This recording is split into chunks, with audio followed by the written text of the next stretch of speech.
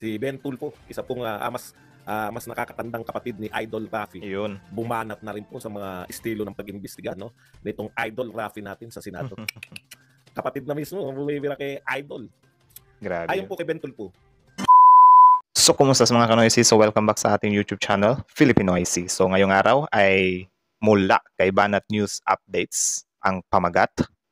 Kakapasok lang, hala, nagulantang ang lahat. Ben Tulfo, kumpirmado na. Sen Rafi Tulfo, na-shoot. Actually, sobrang ng thumbnail niya, catchy. So, yun, sabay natin itong panoorin. Again, subscribe nyo Banat News Updates at also courtesy din kay Sir Badong Aratilis. Subscribe nyo rin yan kung gusto nyo ng mga ganitong updated about politics, di ba? So, and also, kung trip nyo naman ng mga ganitong reaction video, may kasama kayong manood, syempre, huwag nyo na rin kalimutang i-subscribe yung YouTube channel natin, Filipinoysi. So, di na natin ito patatagalin pa. Again, ang title ng video ito, kakapasok lang, hala, nagulantang ang lahat. Ben Tulfo, kumpirmado na. Sen Rafi Tulfo, na-shock. Simulan na natin, baka agawin pa ng China. Uusapan natin ngayon, ito po, no? Si Ben Tulfo, isa pong mas nakakatandang kapatid ni Idol Rafi. Iyon. Bumanat na rin po sa mga estilo ng pag-imbestiga, no? Nitong Idol Rafi natin sa Senado. Kapatid na. Ba't may paganyan? Para saan yun? Kapatid na mismo, bumibira kay Idol. Grabe. Ayon po kay Ben Tulfo, nasalang sila. Naalala niyo yung kapatid ni Ben Tulfo, siya yung DOT secretary noon. Si Teo, di ba? Yung ate nila, si Teo. Department of Tourism Secretary nung panahon ni Pangulong Duterte. Pero nagka-issue nga dyan dahil si Ben Tulfo ng PIPBitag, meron pong pera yung DOT na magpo-promote sa programa ni Tulfo, di ba? So inimbestigahan po sa Senado at yan po Oo nga, parang narinig ko rin yun, yung inimbestigahan yung Tulfo brothers ata yun sa Senado. Parang naano ko pero medyo nakalimutan ko, men. Asan po ni Ben Tulfo mismo yung dinadanas ngayon ng mga resource person. Yun. Ikinagalit niya kasi nabastos siya ni Nabastos siya ni Senator Trillanes. Bastos nga, di ba? Parang ang tingin sa mga mga kriminal. Kaya hinamon na suntukan ni Ben Tulfo yan sa Trillanes. Ngayon lang natin natuklasan. Hinamon niya Iba din kasi yung karakas nitong si Ben Tulfo, men. Nasuntukan, no? Yun nga ang tanong natin kala ko matapang ka Trillanes, babatukan mo si Duterte, di ba? Bakit nung hinamon ka ng lalaki sa lalaki ni Ben Tulfo, hindi ka naman pala pumalag? Boom. Alam niyo, pag hindi lang siya pinapatulan, palag ng palag, salita ng salita. Babatukan niya si President Duterte. Parang aso na nasa lungga ba, tumatahol kapag nasa teritoryo, pero kapag wala, takbo lang ng takbo, di ba? Kasi ni President Duterte at that time, syempre, presidente siya, di ba? I-issue lang yan. Naranasan kasi ni Ben Tulfo yun, no? Na hindi sila halos pinagsasalita. Inimbitahan sila doon para nabastos ang pakiramdam nila. Yung tipong inaakusahan sila na guilty agad. Grabe, no? Samantalang, ito sinabi ni Ben Tulfo, lahat ng kinaso sa amin, pati sa ombudsman, na-dismiss. Ibig sabihin, wala silang kasalanan. Pero nung sila iniimbestigahan, parang ang laki-laki na ng kasalanan nila sa bayan. Parang yan kasi yung problema sa Pilipinas, masyadong nag-jump agad yung tao, men. Ito yung recently. Yun nga yung binibigay na halimbawa ni Ben Tulfo, no? Sabi ni Ben Tulfo, tulad niya si Galvez, di ba? Kaya pumalag si General Galvez, Secretary Galvez, Kasi grabe po yan. Yan po, hero po ng yan, di ba? Hero ng Marawi yan. Kaya pinagkatiwalaan niya ni Pangulong Duterte. Tignan niyo po ninyo, na-iniksyonan po tayo lahat. Pwera na lang yung ayaw magpabakuna. Siya po yung naging pinamahala ni Pangulong Duterte dyan sa pagbili ng bakuna. Nabakunahan tayo lahat. Tigta 3 beses. Yung mga hindi nakatatlo, ayaw nung magpabakuna. Ako 2 beses lang akong nabakunahan, men. Kayo? Magaling pong tao. Tapos, alam niyo po yung kaya nagagalit yung mga inaakusahan na korap. Kung hindi ka korap tapos inakusahan kang korap, putya magagalit ka talaga. Tama. Alam niyo yung ramdam ko yung nararanas. Kaya ako nanggigigil ako dito sa mga nagsabing bayaran ako. Sabi ko nga, sige kayo na maningil. Wala pa ako natakot.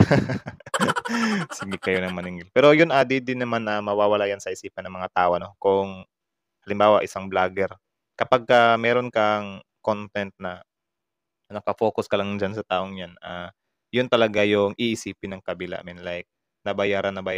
Kahit saan naman yan, magkabilang panig, ganun naman talaga yung mga banatan, di ba? So, pre. Gusto ko talaga yan. Nananawagan nga ako ng pangkapi. Kayo na maningil, hati tayo. Nakakaasar po kasi yun. Alam mong maraming bayaran, no? Tapos ikaw hindi ka nababayaran. Tapos pagbibintangan ka, masakit yun. Tama. Lalo na po, alam ni Galvez na punong-puno na corruption. Military yan. Merong mga intelligence yan. Kilala nila kung sino mga corrupt. Tapos ikaw na hindi corrupt, pagbibintangan kang corrupt, ang matindi nun, ang mga banat ni Rafi Tulfo, Patunayan mo na hindi ka corrupt. Yung sinabi sa kanya, binutata siya, mismong kapatid na nagsabi. Ano sinasabi ni Ben Tulfo? Hindi po pwede. Yan yung basic yan sa batas, di ba? Kung sino yung nag-aakusa, siya yung may burden of proof.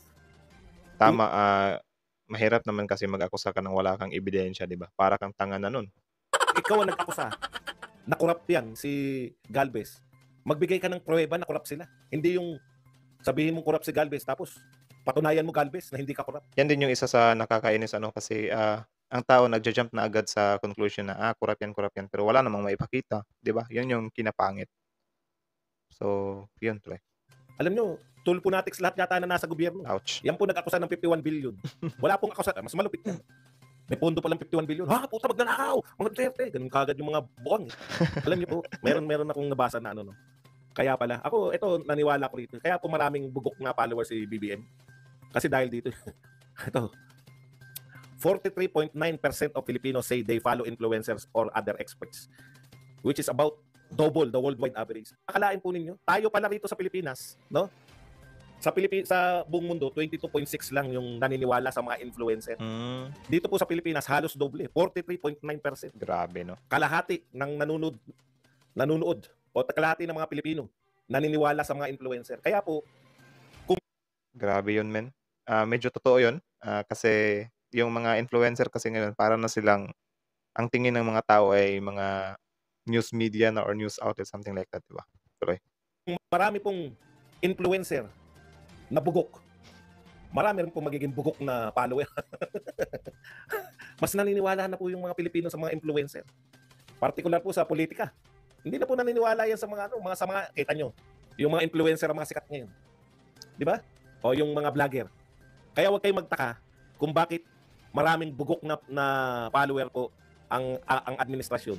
Tignan nyo naman, panay bugok yung mga vlogger. Yung pinakamatalino nila. Grabe yung mga banatan talaga, men. Supposedly, yung pinakamatalino nilang vlogger, si Coach Bok, at saka si Mike Abe. Ayon nga kay VP Sara. Sino si Coach Bok? Curious ako, men. Pag wala kang magandang sasabihin, no comment ka na. Yan ba ang pinakamagaling nyo? Si Coach Bok at saka to si Mike Abe? Nakakaawa naman. Hindi tayo magtataka. Katulad niyan. Bakit inuulit-ulit nila 51 billion? Sino po dapat ang nagpapatunay na may nakawan dyan? Sila dapat, di ba? Kasi nasa accuser yung burden of proof. Kayo na... Oo nga, no? Ngayon ko lang yun na-realize, na halimbawa ganyan, ikaw yung nag-accuse ng 51 billion. Dapat, kompletos ka na sa mga mo dyan, ebidensya mo para mapatunayan mo talaga. Kasi, yun nga naman, kapag sinasabi mo lang na nangurap yan ng 51 billion. Pero, di din natin masasabi, guys, kasi yun, di din naman talaga natin alam yung buong kwento, di ba? So, yun, manood lang tayo. Ako kayong magpatunay na may nakawan na naganap. Hindi nga nyo alam na hindi pala alam nyo kung bakit bugok? Bakit? Pero yun yung tawa siguro ng tawa si Saldico. Si matalino yan, malamang. Congressman. Yun. Ito lang sasabihin ko dyan. Bahala na yung mga bugok na follower na magpalaganap. Kita mo, magiging malaki issue. Paano magiging malaki issue? Wala kang binibintang. Sabi siguro nung kakwentuhan. Habang kung kakwentuhan yun, kung ako kakwentuhan ni Saldic, inopen niya sa akin, ganito ko atake yun si Pulong. Sasabihin ko, may 51 billion siyang pondo. Anong atake dun? Siyempre, sabihin, anong atake dun? Sasabihin mo ba nagnakaw? Hindi. Ba't ko naman sasabihin nagnakaw? Wala naman akong patunay. Anong atake dun? Basta, manood ka na lang. Sasabihin ko lang, may pondo si Pulong na 51 billion. Magwawala na yung mga O yun nga nangyari. Grabe, no? Parang siya, triggering tactic yung trigger yung mamamayan para, yun nga, isang salita lang, tapos yun, iti-trigger yung mga tao. Tapos, boom, parang kapani-paniwala na siya, di ba? Pero again, di din naman natin alam yung buong storya, kaya siguro intayin na lang natin, So, tuloy. May 51 billion pala yan. Ano nangyari sa Davao? Oy, bumaha sa Davao. May 51 billion, bumaha. Ay, wala kami kasi tinataktak namin utak namin. Walang paliwanag. Wala silang makuha paliwanag. Tama. Bakit bumaha sa Davao? May 51 billion. Ngayon ko na-realize, kaya pala. Di ba? Kaya naman pala, pwede pala yun kasi nga, kung bugok ang mga influencer, kung bugok ang mga vlogger, malamang ganun din, bakit tayo nagagalit? Basta magalit ka lang. May 51 billion, di ka pa magagalit. Oo nga, 51 billion na, magalit tayo. Puta talaga mga Duterte niyan. Galit kami. Bumaha. May 51 billion na, bumabaha pa. Ang katuwiran yan. Ngayon lang, paano may kukonekta yung bumaha kasi mulan? Di ba? Ramdam mo yung gigil ni Sir Badong, eh. Pag mga kulang talaga, alam niyo kulang? Di ba ganun? Pag yung Kulang-kulang. yung mga uto-uto. Okay. Ganun talaga pag mga uto-uto. Di ba sa mga bata tayo? Uy, sabi niya kanina, yung nanay mo raw, Nakita niya raw yung nanay. Putang talaga. Oo, sinabi niya yun. Sasapakin naman kagad nung, alam mo yun, yung mga sigang bata na kulang ang utak. Yung madali maniwala. Di ba? Tapos may mga mang-uuto. May mga bata yan, pambata yan ganyan. Uy, 51 billion, tapos bumaha. Wawala. Gagi par. Itaktak nyo kaya mga utak nyo. Boom. Anong pinagwawala? Anong koneksyon ng baha sa 51 billion? Ganun po kabugok yung mga, paano mga bugok yung mga vlogger? Yung pala yung paliwanag kasi naniniwala tayo sa mga vlogger. Di ba? Oh, naniniwala tayo sa mga vlogger. 51 billion. Tanungin niyo yung mga yan. Bakit kayo nagagalit sa 51 billion? Binulsa ba? Ay, hindi namin alam. Hindi niyo pala alam. Bakit kayo nagagalit? Sabi kasi magalit kami. Sabi lang. Gagi.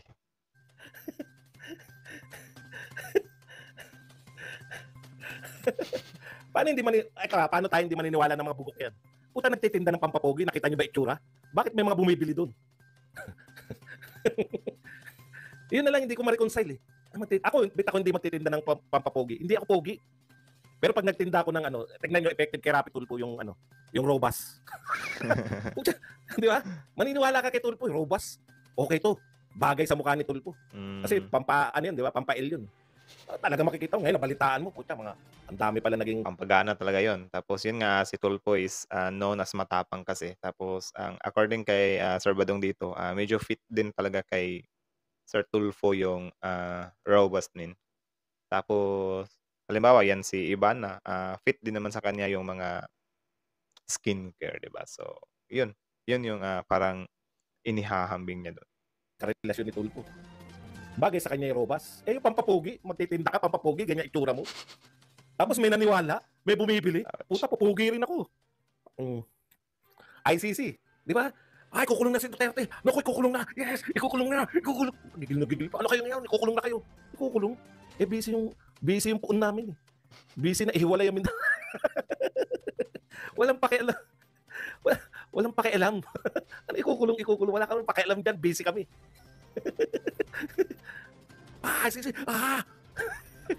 Ano makakapagpakulong yun? Takot niyang pumasok sa Pilipinas. Kung nakapasok man sila, lihim pa. Ito lihim ha. Mag-iimbestiga kami. Tayo lang nakakaalam. Hindi natin papaalam sa mga DDS, sa mga kulto ni Digong, hindi natin papaalam. Hindi nila papaalam. Okay, so yung pagpasok pala ng ICC ay something expected na patalikod siya or medyo secret na pagpasok. Ganun ba? Okay. Imbestiga sila. Paano nyo yun? Paano nyo hulihin ngayon si Duterte? Hindi nyo rin papalam. Uhulihin namin yan eh. Pero hindi rin namin ipapalam. Takot na takot nga pumasok yung ICC dito. Paano sila manghuhuli? Sinabi. Ninuwala kami kasi ganyan sila. Paano manood yung mabugok? Sa mga bugok na vlogger ganito. Tululaway pa. Nga, tama. Tama pala. Tama. Tama to. Kukulong. Yun na, inaasar na ni Badong Aratiles yung mga supporter ng kabila. Naloko na. Ikukulong daw. Makukulong na raw. Hindi nga makapasok yung magpapakulong. Kahit po isyuhan niya ng warrant of arrest, hindi po makukulong si Tatay Digong dahil sino huhuli? Kayo? Huli ka!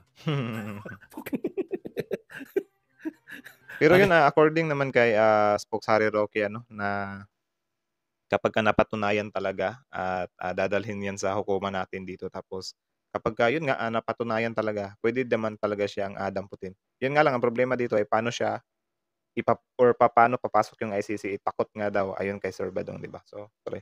Punta na po tayo rito. Ito na talaga yung pinaka-classic, no?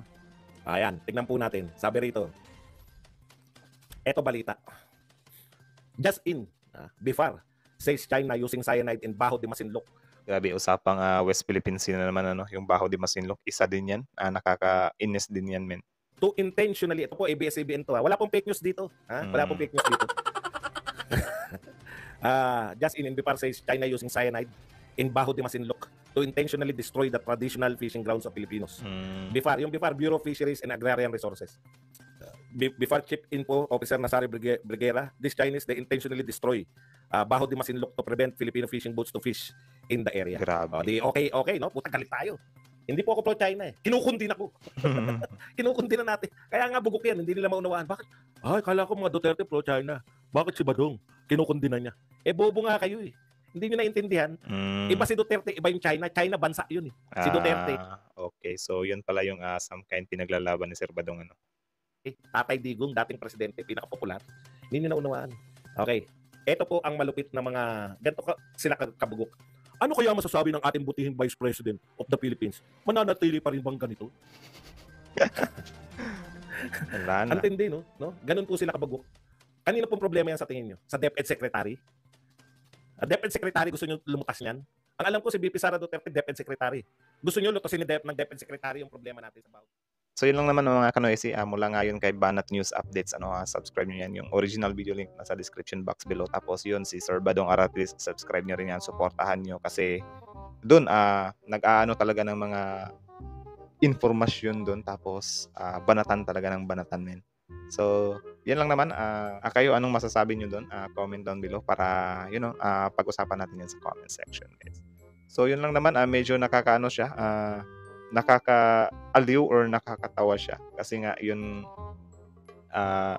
the way na mag-ano si Badong Aratilis ba, para kayong tuto kayo, madali kayo maniwala about nga doon sa, especially itong kay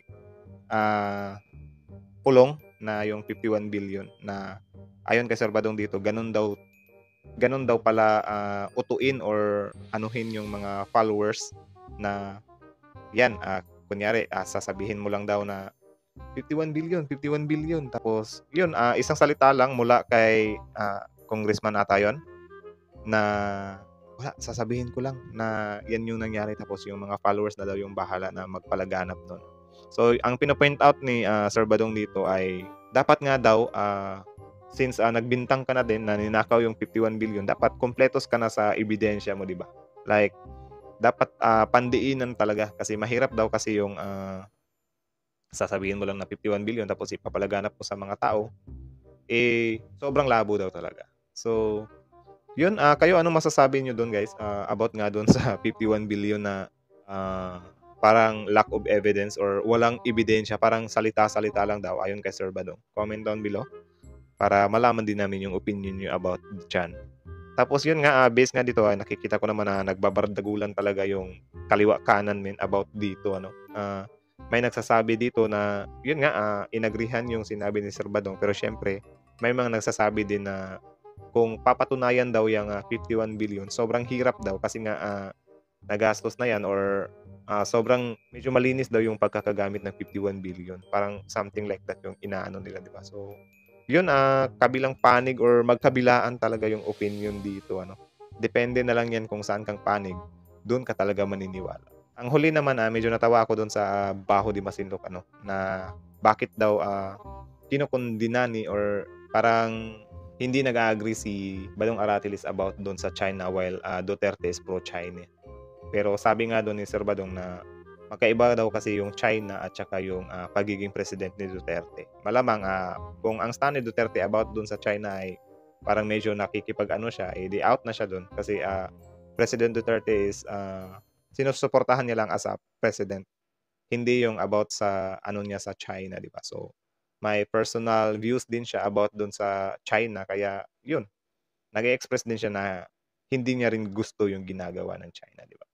So yun lang naman, medyo nakakaano lang din Tapos yun, na-curious din ako dito sa nangyari kay Ben Tulfo at saka kay Ravi Tulfo. So medyo nabitin lang ako, maybe next time kung meron tayong makita, react naman natin. So yun lang, guys, kayo, anong masasabi nyo dito? Comment down below. Tapos again, pag-usapan natin yan. Banat News Update, subscribe. Tapos Badong Aratilis, supportahan nyo rin yan. At syempre, bago nyo iwan yung YouTube channel natin, click nyo yung subscribe button at notification bell. So yun lang naman, kita-kits sa susunod nating reaction video gaya nito. So thank you so much, guys.